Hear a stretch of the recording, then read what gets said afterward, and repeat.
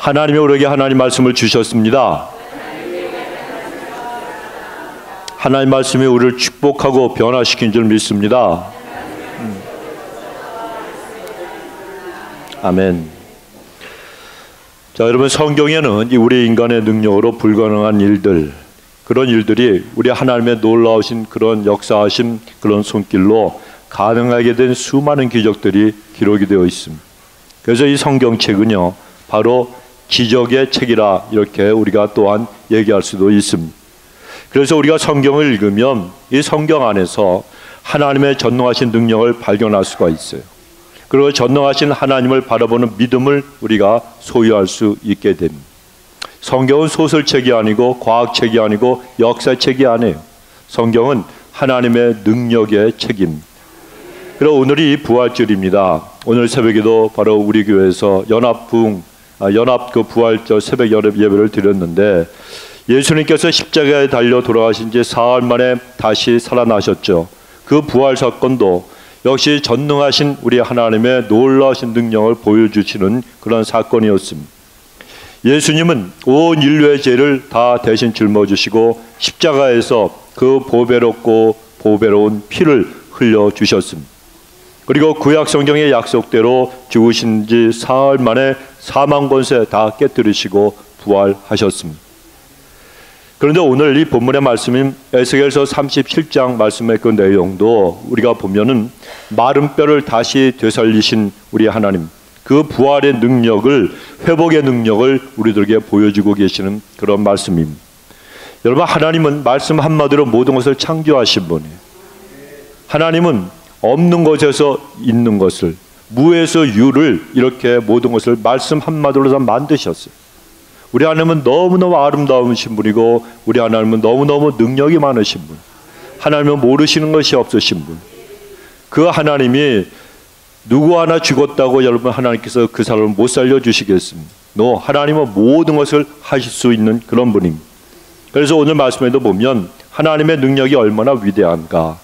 본문의 1절에 보면 여호와께서 권능으로 내게 임하시고 그 신으로 나를 데리고 가서 골짜기 가운데 두셨는데 라고 이 에스겔 선지자가 고백을 합니다. 하나님께서 성령의 권능으로 에스겔 선지자를 붙들어 골짜기로 데리고 가셨다는 거예요. 그런데 이 에스겔이 보니까 하나님께서 그에게 말씀하시는데 그 말씀대로 가서 골짜기에 가서 보니까 그의 눈에 들어오는 것이 무엇이었는가? 그건 바로 마른 뼈들이었습니다. 그곳에는 마른 뼈가 한두 가지가 있는 게 아니고 뼈가 가득했고 그 뼈들은 아주 심히 말라버 있는 그런 상태였다고 또한 말씀합니다. 그런데 그런 마른 뼈들이 하나님께서 이 에스겔 선지자에게 하나님의 말씀을 대언하라 이렇게 명령하시자 그가 그 말씀 그대로 순종을 했더니 그 모든 것들이 살아나는 역사가 일어났습니다. 여러분 생각해 보십시오. 말라버린 뼈입니다. 아무것도 없는, 심줄도 근육도 신경도 아무것도 없는, 완전히 생명이라고는 찾아볼 수 없는 그 마른 뼈들이 하나님 말씀이 임하니까 있을 수 없는 그런 일이 일어나게 되었다는 겁니다. 그러니 여러분, 아무리 하나님의 그 말씀이라 그래도 우리 인간의 생각으로는 우리 하나님의 그 놀라우신 섭리와 그 하나님의 능력을 우리는 제대로 이해할 수가 없습니다. 하지만 우리가 믿을 수 없고 우리가 설명으로도 어떻게 이해할 수가 없는 그런 일이라 할지라도, 불가능한 일일지라도 하나님이 하시면 무조건 되는 줄 믿으시기 바랍니다. 여러분, 이 에스겔은 하나님께서 명하신 대로 마른 뼈를 향해서 너희가 살리라고 하나님의 말씀을 대언했습니다. 그러자 소리가 났어요. 마른 뼈들이 움직이기 시작했습니다. 서로 들어맞았습니다. 연결이 되었습니다. 그리고 뼈에 힘줄이 생기고 놀랍게도 살이 오르고 가죽이 덮였더라 말씀함. 그러나 그 속에는 아직까지도 생기가 없었어요. 생명이 없었다는 거예요. 그래서 에스겔이 다시 하나님의 명을 따라서 여호와 말씀에 생기야 사방에서부터 와서 이 사망을 당한 자에게 붙어서 살게 하라 이렇게 하나님의 말씀을 전하니까 생기가 그들에게 들어가고 곧 살아서 일어서는데 지극히 큰 군대가 되었더라고 오늘 본문의 9절 10절에서는 말씀합니다. 죽었던 뼈들이 다 살아나게 되었다는, 말라버렸던 그 뼈들이 생명을 얻게 되었다는 겁니다. 이러한 본문의 말씀을 통해서 오늘 이 2018년도 부활주의를 맞이해서 하나님이 우리에게 들려주시는 메시지가 있어요. 이 메시지를 통해서 여러분 하나님의 음성을 들으시기 바랍니다. 첫째는 이스라엘의 회복에 관한 말씀을 이 말씀을 통해서 우리에게 알려주고 계십니다. 11절에 보시면 하나님께서 말씀합니다. 이 뼈들은 무슨 족속이라? 이스라엘 족속이라. 이 뼈들은 코리안이라 아메리칸이라 말씀하지 않으셨습니다. 이 뼈들은 분명히 말씀하시기를 이스라엘 족속이라 말씀함. 그래서 이 말씀은 먼저는 이스라엘 사람들, 그 이스라엘 국가, 이스라엘 민족, 그들의 회복에 관한 그런 말씀이라는 것을 우리가 알아야 됩니다. 그리고 12절에 보면 내 백성들아 내가 너희 무덤을 열고 너희로 거기서 나오게 하고 이스라엘 땅으로 들어가게 하리라 말씀함. 이 말씀은 무슨 뜻인가 하면 전 세계에 흩어져 살고 있는 유대인들이 다시 이스라엘 땅으로 돌아가게 될 것이라고 하는 그런 예언의 말씀입니다. 여러분, 그동안 이스라엘은 많은 강대국들의 그 압제와 핍박 아래서 고생하고 고통당하다가 예수님 당시에는 로마 제국의 식민지가 되어서 그들이 많은 아픔을 당하고 있었습니다. 그러다가 예수님이 십자가에 달려 돌아가신 후에 AD 70년에 이스라엘 백성들이 예루살렘에서 큰 반란을 일으켰습니다. 그때에 이 로마 황제가 생각하기를 이스라엘 유대인들이 어디에서 가장 그들이 뭉치는 곳인가, 그 구심점이 무엇인가 생각해 보니까 예루살렘에 있는 하나님의 성전이었어요.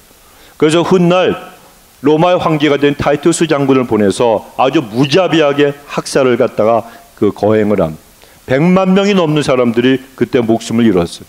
사가들의 기록에 의하면 그 피가 강물처럼 흘러넘쳤다 그랬어요. 남녀노유 할 것 없이 로마군의 그 칼날에 수도 없이 많은 사람들이 목숨을 잃었습니다. 그리고 예루살렘에 있던 그 성전은 완전히 다 무너져 버리고 말았습니다. 흔적도 없이 사라지고 말았습니다. 자, 그러니 이 로마 군대의 무자비한 진압으로 인해서 수많은 사람들이 죽었죠. 남은 자들은 그 다음에 전부 다 뿔뿔이 흩어지고 말았습니다. 전 세계로 이 유대인들은 흩어졌습니다. 그리고 약 2000년 가까이 유대인들은 나라 없는 민족으로 나그네 세월을 갖다가 서러움을 가지고 그들은 살아야만 했습니다. 그런 유대인들이 이스라엘로 돌아와서 나라를 회복한다는 것은 사람의 눈, 사람의 어떤 생각으로는 도저히 있을 수 없는 불가능한 일이었어요. 여러분 역사 공부 많이 하셨죠? 한번 생각해 보십시오. 중국의 만주 땅 옛날에 어느 나라 땅이었습니다. 첫째 미국, 둘째 멕시코, 셋째 한국 땅이었어요. 그 넓은 만주가 예전에는 우리 한국 땅이었습니다. 그것도 고대 국가 고구려라고 하는 그 나라의 영토였습니다. 자, 그런데 고구려가 멸망한 지 약 1300년밖에 지나지 않았어요. 근데 지금 와서 중국에게 가가지고 문재인 대통령이 자, 그 땅 옛날에 우리 조상 땅 한국 땅이었으니까 시진핑 당석인가요? 그 사람한테 가가지고 그 땅을 갖다 내놓으라 그러면 중국 사람들이 그냥 있겠습니까? 그 만주 땅을 갖다 되찾는다고 하는 일은 도저히 불가능한 그런 일입니다. 그런데 1300년이 아니고 2000년 동안 나라 없이 떠들던 이스라엘이 1948년에 국가가 회복이 되었습니다. 정말 일어날 수 없는 그런 일이 일어나게 되었다는 거예요. 여러분, 이스라엘이 회복되는 과정이 우리 인생에 우리 사람들의 눈에 구체적으로 보이기 시작한 것은 1917년에 세계 1차 대전 중에 이집트 원정군 영국군 사령관이었던 에드먼드 알렌비라고 하는 장군이 있었는데 그 사람이 당시 독일과 연합군을 형성한 터키군을 패배시켰어요. 그리고 오늘날 팔레스타인 땅을 빼앗았습니다. 그때부터 이스라엘의 회복이 본격적으로 시작이 되었습니다. 아라비아의 로렌스라고 하는 영화 혹시 아십니까? 강감하시죠? 아주 예전에 굉장히 유행했던 그런 영화인데 그 아라비아의 그 로렌스, 그 영화의 주인공은 실제로 존재했던 사람인데 이 사람은 원래 중동에서 아랍 민족을 결집시켜서 그 터키 제국에 대항하는 일을 갖다가 그 역할을 하도록 했던 그런 영국군이었습니다. 그런데 아라비아 로렌스의 상관이 유대계 영국인이었던 에드먼드 알렌비 장군이었다는 겁니다. 그리고 그해 11월 2일 영국의 외상이었던 외무부 장관이었던 발포어라고 하는 사람이 이스라엘의 독립을 갖다 약속하는 선언을 했습니다. 그것이 유명한 발포어 선언입니다. 이 선언이 있을 때까지만 해도 어떤 사람도 나라가 망한 지 2000년이 지났어요. 그 이스라엘이 회복되고 독립을 할 거라고는 누구도 예상하지 않았었습니다. 할 수도 없었습니다. 하지만 발포 선언이 있은 후에 유대인들은 그 약속의 땅으로 돌아가기 시작을 했어요. 그리고 기부스라고 하는 그 협동 농장 운동을 벌이면서 그들은 독립을 기다렸습니다. 그 후에 30년이 지난 1948년 5월 14일 이스라엘은 드디어 독립을 선언하면서 국가를 그들이 다시 세웠습니다. 그리고 지금은 그 약속의 땅 그곳에 약 700만 명 정도의 유대인들이 들어와서 나라를 세우고 살고 있습니다. 여러분, 이것은요 기적이라고 밖에는 말할 수가 없어요. 이런 놀라운 기적적인 이스라엘의 회복은 하나님의 섭리, 하나님의 능력 가운데 일어난 하나님의 프로젝트였어요. 그리고 지금은 하나님은 세계 곳곳에 흩어져 있는 유대인들을 이스라엘로 귀환시키려고 하나님은 지금 섭리 가운데 역사하고 계십니다. 1987년까지만 해도 러시아에 살고 있던 유대인들은 그 사람들은 러시아를 떠날 생각이 전혀 없었습니다. 그들 중에는 만일 러시아를 떠난다면 우리가 왜 미국이나 캐나다에 가지 왜 이스라엘 그 조그만 나라에 가서 전쟁을 하고 피 흘리고 싸우겠느냐, 왜 그렇게 고생을 하며 살겠느냐, 그러면서 러시아에 있던 유대인들은 아무도 이 사람들은 이스라엘로 가기를 원했던 사람이 없었다는 것입니다. 그런데 1987년에 갑자기 러시아에 있는 이 유대인들에게 그들의 조상의 땅, 아브라함과 이삭과 야곱의 땅, 하나님이 그들에게 주신 그 가나안 이스라엘로 돌아가야 된다는 성령의 감동이 갑자기 불일 듯 일어나기 시작을 했어요. 이건 여러분 하나님이 하신 거예요. 하나님이 만드신 거예요. 그래서 이 러시아에 있던 그 유대인들이 갑자기 마음이 바뀌어서 그들이 가나안 땅 이스라엘로 모이기 시작을 했습니다. 그래서 그 사람들은 그때 상황을 고백하기를 방송을 통해서 이스라엘이라고 하는 그 단어만 생각을 해도요, 듣기만 해도 그들의 가슴에서 눈에서 눈물이 흐르기 시작을 했다는 거예요. 누가 하신 거예요? 하나님이 하셨다는 거예요. 그리고 그 하나님의 역사로 그들은 마음속에 빨리 약속의 땅으로 돌아가고자 하는 그런 마음이 불붙기 시작을 했습니다. 그리고 1987년 이후에 5년이라고 하는 짧은 기간 동안에, 그때 87년부터 5년 동안에 러시아에 살던 이 유대인들 무려 100만 명이 약속의 땅으로, 팔레스타인 땅으로 들어가기 시작을 했습니다. 이것은 여러분 마른 뼈를 하나님의 군대로 만드신 하나님의 능력이 유대인들에게 역사하셨기 때문에 가능한 그런 일이었습니다. 그리고 이스라엘의 회복과 주님의 재림은 밀접한 관계가 있다는 걸 여러분 분명히 꼭 기억하시기 바랍니다. 이스라엘은 인간의 역사를 다루시는 하나님의 종말의 시간을 알 수 있는 하나님의 시계와 똑같아요. 그래서 우리가 지금 세상에 이 하나님의 이 모든 인류 역사를 다루시는 그 시간표가 어디에 와 있는가, 이걸 알려면 이스라엘을 항상 보고 있어야 됩니다. 에스겔서 38장 12절에 보면 이스라엘을 세상 중앙에 거하는 백성이라 이렇게 말씀합니다. 그만큼 하나님의 계획 속에서 이스라엘이라고 하는 이 나라는 굉장히 중요한 위치를 차지하고 있다는 것을 우리가 알 수가 있습니다. 그래 이스라엘 보면은 지금 인류의 역사가 어느 시점 어느 지점에 와 있는가, 이걸 우리가 깨달을 수가 있습니다. 여러분, 하나님은 하나님의 플랜을 완성시키시고 주의 재림을 위해서 이스라엘을 부활의 능력으로 회복시켜 주신 거예요. 여러분, 지금은 로마서나 다른 성경을 보게 되면 지금은 이방인의 때예요. 하나님께서 온 세상의 모든, 주님이 돌아가시고 그로부터 계속해서 주님의 재림의 시간이 오는데 그 주님의 재림의 시간대까지 하나님의 모든 계획과 섭리를 이 성경 말씀 속에 다 예언토록 해주셨어요. 49일에가 지나면 50일에가 나옴.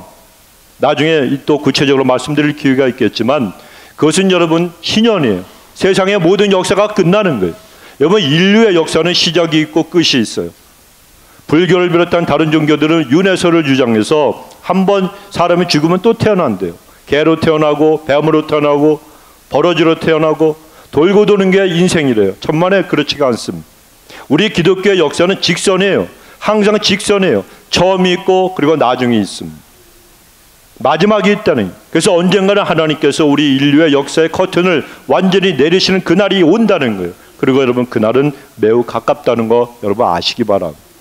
제가 여러분 그냥 겁주려고 그러는 게 아니에요. 저는 보았고 하나님이 나에게 말씀하셨고 그리고 날 그걸 때문에 주의 종으로 세우셨다고 저는 확신하는 사람이고, 우리 교회 저 앞에 Jesus is coming soon이라고 하는 거 그냥 세운 게 아니라는 걸 여러분 좀 믿어주셨으면 좋겠어요.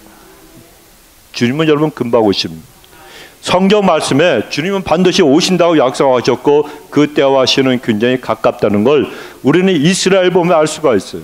마지막 7일에 마지막 기간이 뭐냐? 이것은 이방인의 때. 지금 이방인들을 하나님이 구원하시려고 이스라엘 백성 외에 다른 사람들을, 다른 민족을 구원하시려고 지금 하나님께서 놀랍게 구원의 역사를 불러일으키고 있어요. 이 이방인의 때가 끝나면 이스라엘에게 다시 돌아가시는 거예요. 그래서 이스라엘 유대 민족이 지금은 예수님을 메시아로 믿지 않고 예수님을 갖다 핍박하고 예수 믿는 사람들을 핍박하고 있지만 그날은 그들이 나중에는 주님 앞으로 다 돌아오는 대부흥의 역사가 이스라엘에 반드시 있게 된다는 거예요. 그래서 이스라엘의 이 회복의 역사를 바로 오늘 에스겔 선지자를 통해서 하나님께서 말씀을 하신 거예요. 두 번째, 이 본문의 마른 뼈 사건은 영적으로 죽은 사람들, 죽어있던 사람들이 하나님의 군대를 이룰 것을 보여주시는 그런 말씀입니다. 여러분, 이 세상에 아무리 높은 지위 그리고 아무리 많은 부를 소유하고 있는 사람이라 그래도 예수님을 믿지 않는 사람은 영적으로 다 죽어버린 마른 뼈와 똑같은 그런 사람들입니다. 예수님을 알지 못하고 믿지 않는 사람, 영적인 사망 가운데 깊이 빠져있는 그런 인생들입니다. 그러나 그런 사람이라 할지라도 하나님의 생기가 들어오면 영적으로 살아서 하나님을 갖다 섬기는 하나님의 자녀, 하나님의 군대가 될 수가 있습니다. 여러분, 우리 믿음의 사람들은 하나님의 영적인 군대입니다. 우린 다 그리스도의 군사예요. 그래서 출애굽 당시에 이스라엘 백성들은 광야에서 마치 군대가 이동하는 것처럼 조직적으로 그들은 행군하고 움직였습니다. 출애굽기 6장 26절에 보면 모세와 아론이 하나님께로부터 받은 그 명령이 나옵니다. 이스라엘 자손을 그들의 군대대로, 무엇대로? 군대대로. 이스라엘 자손들을 그들의 군대대로 애굽 땅에서 인도하라고 말씀하셨습니다. 하나님께서 이스라엘 백성들을 하나님의 군대로 보셨다는 거예요. 여러분, 우리 믿음의 사람들, 저와 여러분, 우리 모든 그리스도인들도 마찬가지입니다. 이스라엘 백성들이 하나님의 군대인 것처럼 우리 믿음의 사람도 역시 하나님의 군대입니다. 그래서 디모데후서 2장 3절에서 사도 바울은 디모데에게 너는 그리스도 예수의 좋은 군사로 나와 함께 고난을 받으라 이렇게 권했습니다. 에베소서 6장 11절에서는 에베소 교인들에게 보내는 편지에서 마귀의 괴계를 능히 대적하기 위해서 하나님의 무엇을 입으라? 전신갑주를 입으라. 여러분, 그리스도인들은 영적인 군인들이고 영적인 면에서 무장을 하고 있어야 된다는 것을 알려주시는 그런 말씀이 뿐만 아니라 요한계시록 19장에 보면 어린 양의 혼인잔치가 나옴. 그 혼인잔치에 관한 내용이 나오는데 11절에 보면 하늘이 열리고 백마를 탄 불이 나오고 그 이름이 충성과 진실이라고 말씀함. 이 말씀이 바로 혼인잔치의 신랑 되시는 예수님을 가리키시는 말씀입니다. 백마를 타신 신랑 되신 예수님이 공의로 심판을 하시면서 싸우시는데 주님의 눈은 불꽃 같고 그 머리에는 많은 관들이 있고 주님이 입으신 옷은 피 뿌린 옷이라 말씀을 합니다. 그리고 주님의 입에서는 아주 예리한 검이 나옴. 그것으로 만국을 치시는 거예요. 말씀으로 치시는 거예요. 그리고 철장으로 만국을 다스리십니다. 그래서 요한계시록 19장 16절에 보면 그 옷과 그 다리에 이름 쓴 것이 있으니 만왕의 왕이요 만주의 주라 하였더라 말씀함. 그런데 주님 뒤에는 주님을 따르는 무리들이 나오는데 이 무리들은 예수님의 이름으로 구원받은 믿음의 사람들입니다. 이들을 요한계시록 19장 14절에서는 하늘의 군대라고 표현합니다. 그러니까 저도 여러분도 우리 모두는 다 하늘의 군대예요. 주님의 영적인 군인들이라는 거예요. 그런데 하늘의 군대, 하나님의 군사들은 성결해야 됩니다. 그래야 주님을 따라갈 수가 있습니다. 요한계시록 19장 14절에 하늘에 있는 군대들이 희고 깨끗한 세마포를 입고 백마를 타고 그를 따르더라. 여러분, 우리 하나님의 군대된 하나님의 사람들은 먼저는 희고 하얗고 깨끗한 의의 세마포를 입어야 됩니다. 다른 뜻이 아닙니다. 성결하라는 거예요. 마음 지키고 입술을 지키고 행동을 지키면서 하나님 앞에 의롭고 성결하고 정결한 삶을 살라는 거예요. 세상과 구별된 모습으로 살아가라는 거예요. 하나님 외에는 중요한 것이 없는 걸 여러분 아시기 바랍니다. 하나님은 우리의 전부가 되시는 거예요. 하나님이 여러분의 사업을 완전히 망하게 할 수도 있고요. 여러분을 당장 죽이실 수도 있고요. 여러분의 사업과 자녀들을 흥하게 하시고 회복하시고 축복하게 하실 수도 있는 그런 분이 하나님이세요. 우리 하나님 손에 다 달려있는 거예요. 그래서 인생은 하나 앞에 항복하는 사람이 되어야 되는 거예요. 하나님을 전심으로 찾는 사람, 하나님을 붙드는 사람, 세상과 타협하지 말고 얄팍한 내 꾀와 내 마음 가지고 하나님을 섬기려고 그러지 말고 진심으로 하나님을 붙들고 사는 사람, 이런 사람을 하나님이 찾고 계신다는, 그리고 그런 사람이 주님을 올바르게 따르는 삶을 살 수가 있습니다. 여러분, 예수님이 십자가 달려 죽으셨다가 부활하셨습니다. 그래서 죽음과 저주의 자리에 있던 우리를 살리시고 하나님의 군대로 삼아주셨어요. 그러니 우리도 더욱더 성결한 생활, 그리고 주님을 온전히 따르는 그런 삶을 반드시 살아가야 하는 것입니다. 세 번째로 마른 뼈 사건은 부활을 보여줍니다. 오늘 본문에서 마른 뼈들이 살아나는 것은 부활을 의미하는 거예요. 12절에 보십시오. 오늘 본문의 12절에 보니까 무덤을 열고 너희로 거기서 나오게 하고 라고 말씀함. 13절에도 보면 내 백성들아 내가 너희 무덤을 열고, 무엇을 열어요? 무덤을 열고 너희로 거기에서 나오게 한즉 말씀함. 14절에 보면 내가 또 내 신을 너희 속에 두어 너희가 살아나게 하고 라고 말씀함. 부활을 말씀하시는, 여러분 우리 기독교 신앙은 그 핵심이 부활이라고 말씀을 드렸습니다. 만일 부활이 없다면 우리 기독교의 신앙은 여러분 아무런 의미가 없는, 그저 그렇고 아무것도 아닌 것이 되고 맘. 2000년 전에 예수님은 골고다 언덕의 그 십자가에서 우리 인류의 모든 죄를 짊어지시고 대속의 죽음을 당하셨다가 장사한 지 사흘 만에 부활하셨습니다. 그리고 예수님을 믿는 우리도 부활하게 되는데, 이 믿음이 바로 우리 기독교 신앙의 핵심이라는 거예요. 부활이라고 하는 것은 무엇입니까? 부활은 분리되었던 영과 몸이 다시 만나는 걸 의미하는 거예요. 여러분, 사람은 죽으면 이 몸에서 영혼이 빠져나갑니다. 이때 믿는 사람의 영은 낙원으로 가고 불신자의 영은 음부로 떨어지는 거예요. 이렇게 떨어진 영과 몸이 다시 만나는 것을 부활이라고 말합니다. 먼저 세상을 떠나 믿는 사람들, 여러분 먼저 세상을 떠나 죽은 사람들, 그들 중에 믿는 사람들은 주님이 재림하실 때 반드시 부활하게 됩니다. 여러분, 주님은 반드시 다시 오시는 거예요. 성경 말씀이 주의 재림에 관해서 얼마나 여러분 많이 강조하고 있는지 여러분 아십니까? 신약 성경 전체 장수가 모두 260장이에요. 마태, 마가, 누가, 요한부터 쭉 해가지고 요한계시록까지 마지막까지 한 장 한 장 우리가 계산을 해보면 모두 260장인데, 시간 있으신 분들은 집에 가서 한번 계산해 보시기 바랍니다. 지금 하지 마시고. 여러분, 신약성경 전체 260장에서 예수님의 재림에 관한 약속이 나오는 말씀이 모두 몇 번이냐? 318번이나 나온다네. 더 놀라운 사실이 무엇인가 여러분 아십니까? 구약에 나오는 예수님에 대한 그 약속과 예언들, 그 말씀들 중에서 예수님의 초림보다도 예수님의 재림에 관한 말씀이 훨씬 더 많다는 거 여러분 꼭 기억을 하시기 바랍니다. 무엇보다 무엇이 많아요? 예수님께서 십자가를 지시기 위해서 우리를 구원하시기 위해서 이 땅에 오신다는 초림, 2000년 전 예수님께서 베들레헴에 탄생하셨던 그 사건, 거기에 대해서 말씀하시는 것보다 우리 예수님께서 다시 오신다고 약속하신 그 말씀이 훨씬 더 많이 성경에 기록되어 있다는 거예요. 그렇다면 이처럼 하나님께서 주님의 재림을 더욱더 강조하고 계시는데, 주님이 반드시 오신다는 사실을 우리가 여러분 믿어야 되지 않겠습니까? 성경은요, 그 핵심이 뭐라 그랬습니까? 예수님께서 오실 것이다, 예수님이 오셨다, 예수님이 다시 오신다, 이거예요. 성경은 다른 게 아니에요. 여러분, 예수님이 오셨죠, 부활하셨죠, 승천하셨죠, 다시 오신다고 하셨던 그 말씀이 이루어졌고, 이제 남은 건 뭐가 남았습니까? 다시 오시는 것밖에 안 남은 거예요. 여러분 좀 심각하게 좀 받아들이시기 바랍니다. 오늘 아침에도 제가 그냥 열을 내고 설교를 했잖아요. 내가 얼마나 지금 힘이 없는지 몰라. 하도 답답하고, 새벽 예배 나오면 뭐합니까 여러분? 목사고 장로고 권사면 뭐합니까?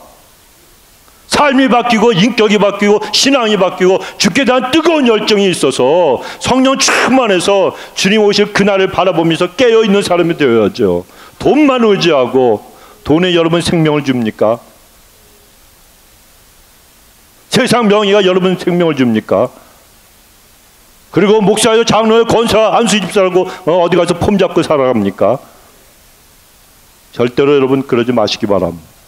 하나님 앞에 우리는 내가 얼마나 깨어 있는가, 하나님을 얼마나 붙들고 있는가, 내가 하나님의 음성을 얼마나 듣고 있는가, 내가 지금 이 땅에 호흡하며 살고 있는 동안에 내가 무엇을 해야 되는가, 이걸 여러분 반드시 발견하시는 여러분 되시기 바랍니다. 거기에 여러분의 인생을 거세요. 돈 있다가도 없는 거예요, 여러분. 항상 돈이 풍족합니까? 모자랄 때도 있고, 어떤 때는 하나님이 주실 때는 주체할 수 없을 정도로 벌릴 때도 있어요.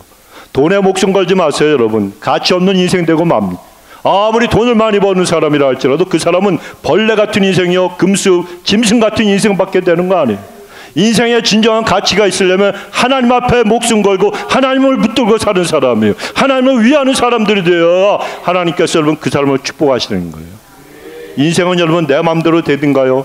내 뜻대로 내 원대로 되는 것보다 내 마음대로 안 되는 일들이 훨씬 많잖아요. 기쁘고 행복한 게 더 많아요? 아니면 슬픈 게 더 많아요? 안타까운 일들이 더 많죠. 그런 인생에서 여러분 아무리 내심 갖고 발버둥 쳐봤자 여러분 다 헛되다는 거예요. 그런데 주님은 말씀하시잖아요. 하늘에 속한 사람들은 하늘을 바라보고 살라는 거예요. 돈 벌지 말라는 게 아니에요, 여러분. 명예 추구하지 말라는 게 아니에요. 여러분과 여러분의 자녀들은 존귀한 자리에 올라서 이 사회에서 아주 큰 그리스도인의 영향력을 발휘하면서 여러분 살아가야 되는 거예요. 그런데 그렇게 되기 위해서는 돈 갖고 안 되는 거예요. 여러분 대학 졸업장, 좋은 대학교 명문대학 졸업장 갖고 안 된다는 거예요. 하나님이 세우시면은 국민학교도 못 나고 아니 유치원도 못 나고 난 넣고 기억자도 모르고 ABC인지 CD인지 아무것도 몰라도 하나님이 세우시는 사람은요 존귀하게 되는 거예요.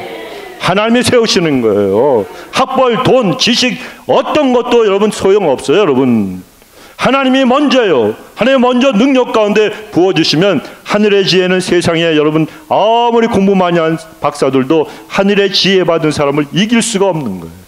인생을 왜 여러분 그렇게 사십니까? 하나님을 위해서 살아가다 보면 하늘을 열어주세요. 그러면 하늘의 지혜를 받고 인간의 능력의 한계를 뛰어넘어서 돈도 벌 수 있게 되는 거고, 인간의 능력을 한계를 뛰어넘어서 내가 몰랐던 모든 것을 알고 하나님을 위해서 살아갈 수가 있고, 그렇게 되면 그런 사람을 하나님이 축복해 주시는 거지. 여러분 그냥 한 번밖에 없는 인생인데 얼마나 저는 정말 여러분 답답한 게 많아요. 여러분 인생 한 번밖에 없는 짧은 인생에 돈만 벌다가 병들어 꼴깍하고 죽어버리는 사람들 목사로 나는 많이 봤어요. 여러분 이민 와갖고 그냥 뼈 빠지게 아니지 쇠 빠지게 일해가지고 어디 사투리인지 몰라도 돈만 벌다가 좀 살만하니까 병에 걸려서 그냥 죽어버리는 사람들. 그 돈 누구 께 되게요? 남편 거요? 남편 싹 금방 세장가 가요. 여러분 인생은 여러분 하나님께 거세요. 여러분 하나 앞에 인생을 거세요. 젊은 사람들 여기 있죠. 젊은 분들 하나님께 인생을 거시면 여러분의 길을 하나님이 다 열어주시는 거예요. 하나님 앞에 붙들려 살아가는 사람은 하나님이 처음부터 끝까지 책임져 주신다는 거예요. 하나님께서 복을 받고 살아야지. 한 번밖에 없는 인생인데 어차피 고생하는 인생인데 하나님 앞에 목숨 걸고 사시기 바랍니다. 주님이 우리 위해서 목숨을 버리셨어요. 우리도 주님을 위해서 십자가를 지고 목숨 걸고 살아가면 하나님이 여러분 반드시 우리를 축복해 주신다는 성경에 말씀하는 것이 바로 주님의 그 십자가의 사랑, 십자가에서 부활하신 주님, 그 부활하신 주님이 승천하셨고 다시 오신다고 재림을 약속하시는데 여러분 우리는 주님이 그렇게 강조하셨으면 성경이 강조하고 있으면 주님의 재림에 대한 약속 우리가 반드시 믿어야 된다는 거예요. 주님은 구름 타고 천사들의 호의를 받으면서 심판주로 다시 반드시 오심. 처음에는 공중으로 오심. 잘 들으십시오 여러분. 예수님의 재림은 두 번이 있음. 첫 번째는 공중으로 재림하시는데 공중으로 재림하실 때 주 안에서 죽은 자들이 부활하여 일어남. 그리고 부활한 성도들은 공중에서 주님을 만나게 되고 1000년 동안 왕노릇하다가 영원한 천국에 들어가는. 그때 뭐가 일어나는 거예요? 주님의 공중에서 우리를 부르실 때 휴거라고 하는 것이 랩처라고 하는 것이 일어나는 거예요. 여러분 그때는요 어마어마한 사건이 일어날 거예요. 어떤 사람은 여러분 갑자기 와이프하고 남편하고 같이 자는데 한 사람이 없어졌어. 밭을 갈다가 두 사람이 밭을 갈고 맷돌 갈다가 한 사람은 올라가는 거예요. 성경에 데살로니가전서, 디모데전서, 요한계시록, 에스겔서, 스가랴서 읽어보십시오. 여러분 모든 것이 다 기록이 되어 있어요. 안 읽으니까 모르죠. 기도 안 하니까 읽어도 모르는 거예요. 모르는 거예요. 여러분, 주님은 반드시 오시고 우리를 공중에서 부르십니다. 쉬고는 반드시 일어납니다. 여러분, 그때 어떤 사람은 그냥 교회만 왔다 갔다 한다 그래서 여러분 그대로 다 올라갑니까? 천만의 만만의 말씀. 제가 보기에는 우리 교인들 중에서도, 또 엘파소 교인들 중에서도, 전 세계에 있는 교인들 중에서도요, 휴거 될 사람들은 그렇게 많지가 않습니다. 여러분, 내가 교회에 나오는 사람이니까 천만의 말씀, 하나님이 우리에게 속지 않으신다 그랬습니다. 내 마음이 나눠져 있는지, 내가 하나님만 붙들고 살아가는지, 하나님 없으면 나는 죽는 그런 모습으로, 그런 마음으로 하나님을 사모하고 사랑하는지 하나님은 다 알고 계시다는 거예요. 그러면 여러분, 우리는 항상 주님을 갖다 바라보면서 깨어있는 인생을 살아가야 됩니다. 초대교회는 여러분 부활신앙으로 온갖 핍박과 박해 다 이겨나갔어요. 로마에 가면은 카타콤이라고 하는 순례지가 있죠. 이 초대교회 교인들이 박해를 피해서 그 지하의 땅굴을 파고 굴로 들어갔습니다. 지하의 공동묘지에서 그들이 그곳에서 신앙을 지키고 로마 군인들과 핍박하는 자를 피해서 예배드리고 그 지하 동굴, 지하 무덤 그 안에 들어가서 그들이 살았습니다. 초대교회 순교 역사 일화를 보면 이런 내용이 있습니다. 한 번은 카타콤에 로마 군인들이 들이닥쳤어요. 그러나 워낙 미로였기 때문에 입구에 있던 몇 사람만 잡혔습니다. 로마 군인들은 카타콤에 있는 사람들에게 경고한다고 그 입구에서 붙잡은 사람들을 십자가에 매달았습니다. 깊은 밤이 되었습니다. 다들 돌아가는 뒤에 어린 자녀들이 믿음의 형제들의 도움을 받아서 그 십자가 밑으로 다가갔습니다. 십자가에 달린 그 아이들의 아빠와 엄마가 아이들에게 이런 말을 했다는 거예요. 얘들아, 예수를 믿는 것은 참으로 영광스러운 일이란다. 너희들은 무슨 일이 있어도 믿음을 저버리지 말아라. 주님이 사망 권세 깨뜨리시고 부활하신 것처럼 우리도 부활할 것이다.